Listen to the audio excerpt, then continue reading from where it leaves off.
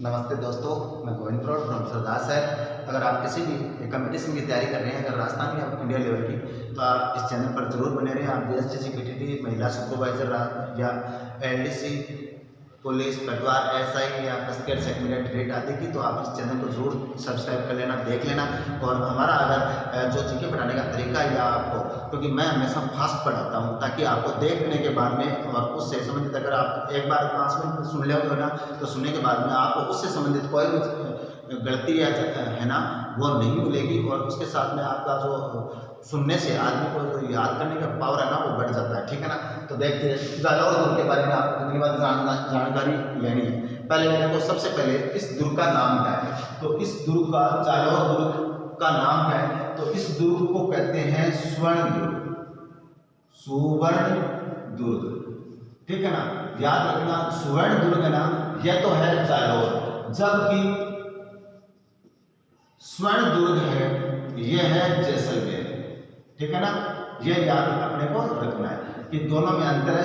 स्वर्ण का मतलब सोना है, सुवर्ण का मतलब होता है अच्छा है, ठीक है ना। दूसरी बात आती है कि यह दुर्ग किसने बनाया था, तो इसकी सबसे पहले तो नींव डाल देता हूं कि नींव तो किसने डाली थी, नागभट्ट प्रथम ने, ठीक है ना।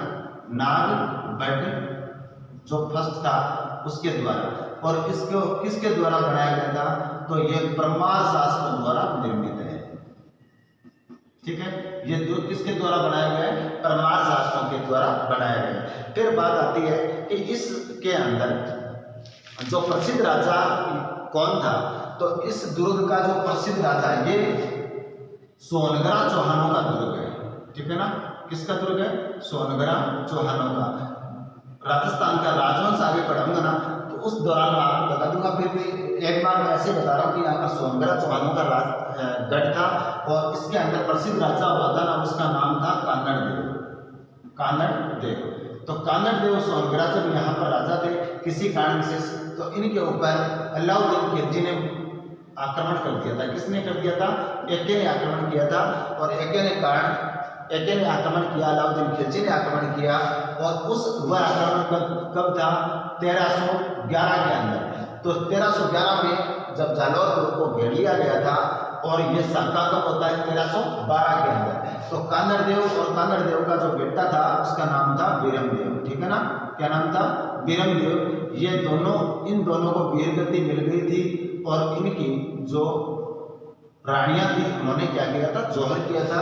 और यहाँ का ये जो मैंने बोला है ना, ये डेट 1311 पर हमें यहाँ पर क्या हो जाता है, इस दुर्ग का साका।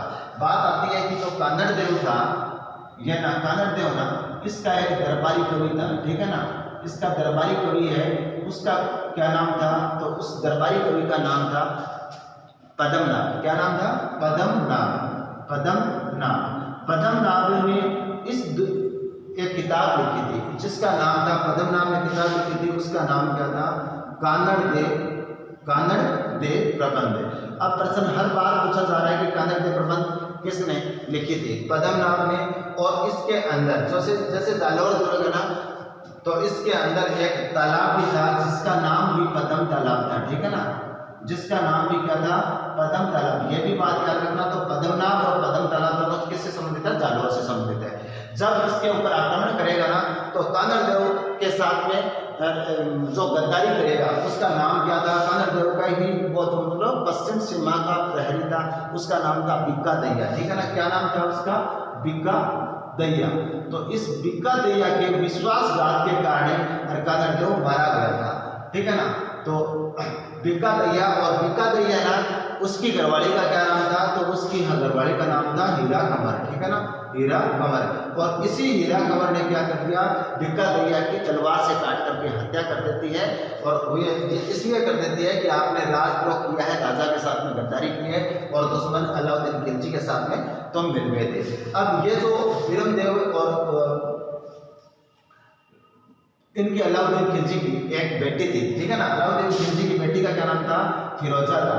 तो आपको ज्यादा तो बाद में पढ़ाएंगे। और इस फिरोजा से अलाउद्दीन खिलजी बीरमदेव का शादी करना चाहते थे, किसी कारण शादी टूट जाती है तो वो आक्रमण कर देते हैं। और उसके बाद में जब ये वीरगति को प्राप्त कर देते हैं ना, तो इस दुर्ग के अंदर जो अलाउद्दीन खिलजी है वो क्या करते हैं, फिरोजा मस्जिद का निर्माण कर देते हैं। याद रखना, ये जो मस्जिद है इस मस्जिद को राजस्थान का पहली मस्जिद होने का गौरव प्राप्त होता है। तो राजस्थान में पूर्णतः निर्मित पहली मस्जिद कौन सी है? फिरोजा मस्जिद है।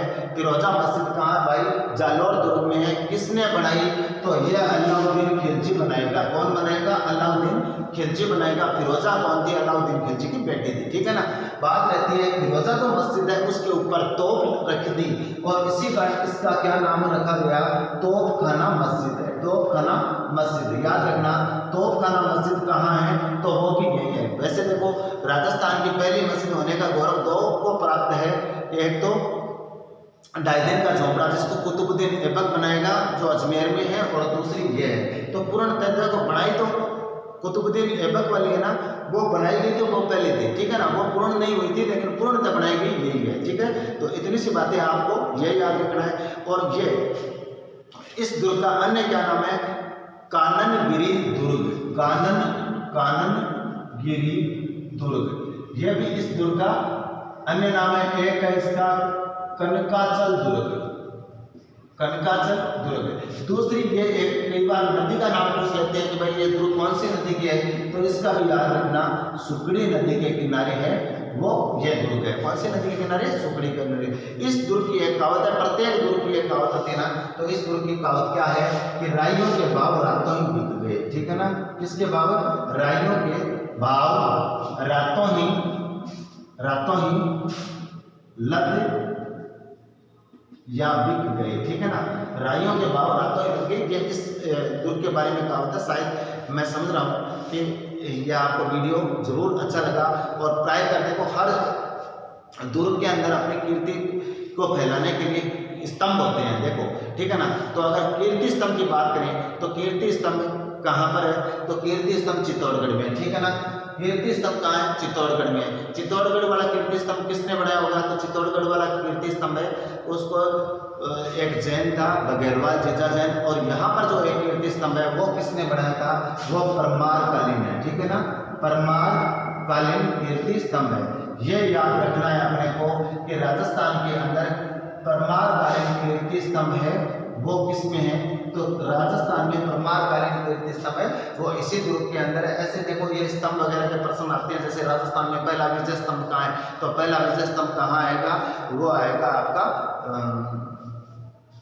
भरतपुर के अंदर जो समुद्रगुप्त बनाएगा। ठीक है ना। दूसरा जो विजय स्तंभ है वो कहाँ आएगा? वो आएगा जोधपुर के अंदर। और तीसरा विजय स्तंभ है वो कहाँ आएगा? वो कुंभा बनाएगा और उसको 1440 में नींव डाल करके और 1448 के अंदर उसको पूर्ण कर दिया था, जिसको राजस्थान गवर्नमेंट है और माध्यमिक शिक्षा बोर्ड अपने राजधानी के रूप में काम में लेते हैं। वो कहाँ पर है? चित्तौड़गढ़ में। तो शायद आपको समझ में आ गया होगा। और इससे संबंधित कोई ज़्यादा जानकारी है वो आपको नहीं है तो ये आपका दुर्ग था। और इसी के साथ में थैंक यू। चैनल पर नए हैं तो सब्सक्राइब जरूर कर लेना भाइयों, और सपोर्ट करना मुझे भी, और आप अपने भाई बहनों को तक ये वीडियो जरूर पहुंचाना। डेली 2 वीडियो आपके चैनल पर, इसी चैनल के ऊपर मैं डालूंगा। Thank you.